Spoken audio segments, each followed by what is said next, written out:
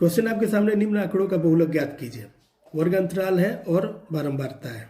1 से 3, 3 से 5, 5 से 7, 7 से 9, 9 से 11 और इसकी बारंबारता है 7, 8, 2, 2 और 1।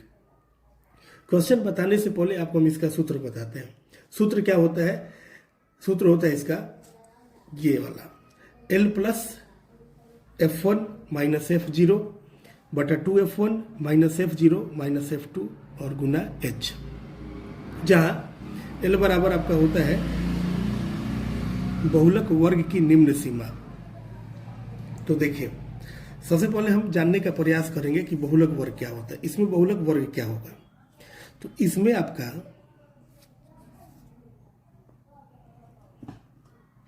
बहुलक वर्ग हो जाएगा, देखिए सबसे अधिक बारंबारता किसकी है?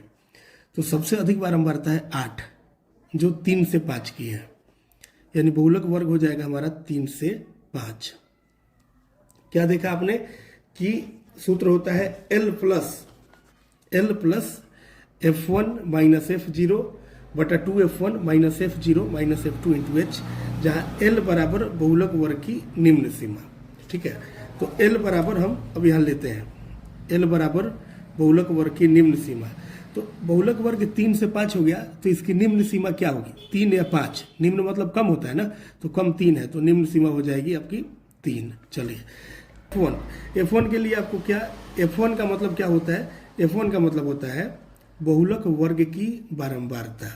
तो बहुलक वर्ग की बारंबारता, इस 3 से 5 की बारंबारता कितनी है? 8, यानी F1 बराबर हो जाएगा आपका 8, यानी बहुलक वर्ग की बारंबारता। उसके बाद देखिए F0, इस सूत्र में आपका F0 है, तो F0 बराबर बहुलक वर्ग से ठीक पहले वाले वर्ग की बारंबारता। तो ये जो बहुलक वर्ग है 3 से 5, इसके ठीक पहले वाले वर्ग की बारंबारता कितनी है? 7 है, यानी F0 बराबर हो जाएगा आपका 7। ठीक है, अब देखिए, अब यूज है इसमें F2 का, यानी F2 बराबर बहुलक वर्ग से ठीक बाद वाले वर्ग की बारंबारता। तो बहुलक वर्ग है हमारा 3 से 5 और इसके ठीक बाद वाले वर्ग की बारंबारता कितनी है? 2, यानी F2 बराबर हो जाएगा आपका 2। इसके बाद है H बराबर है, देखिए क्या, H बराबर होता है आपका बहुलक वर्ग की लंबाई। तो बहुलक वर्ग की लंबाई यानी इसकी लंबाई, 3 से 5 के बीच कितना का अंतर है? 5 में से 3 घटा दीजिए, तो 2 का अंतर है। ठीक है, अब हम सूत्र पर बैठा देते हैं इसको। आपने क्या देखा कि चूंकि बहुलक बराबर क्या होता है, आपने सूत्र क्या देखा?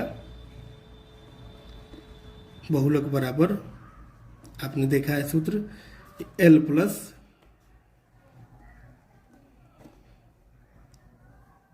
F1 माइनस F0 बटा 2F1 minus F0 minus F2 और गुना H।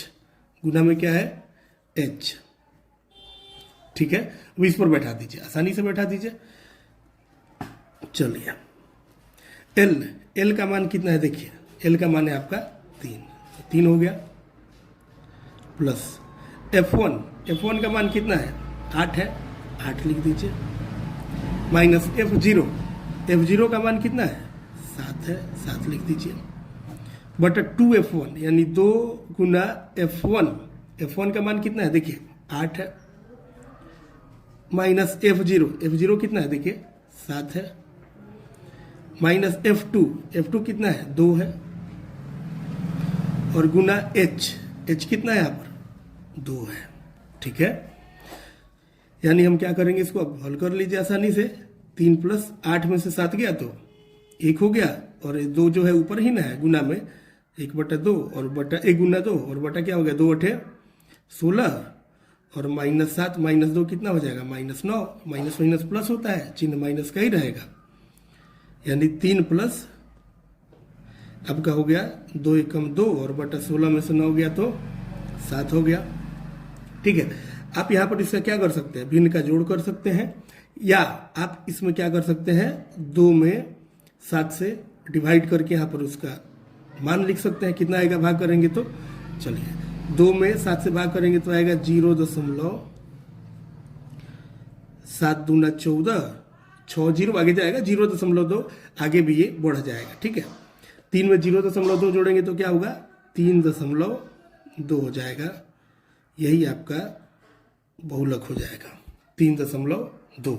उम्मीद है कि आपको बहुलक समझ में आ गया होगा। यदि पहले से थोड़ा सा भी डाउट हो तो आप इसे नोट कर लीजिए, और इसके साथ यदि फॉर्मूला आपके पास नहीं है तो आप इसको भी नोट कर लीजिए, आप इसका स्क्रीनशॉट ले लीजिए। ठीक है, मिलेंगे फिर अगले वीडियो में अगले इंपॉर्टेंट टॉपिक के साथ।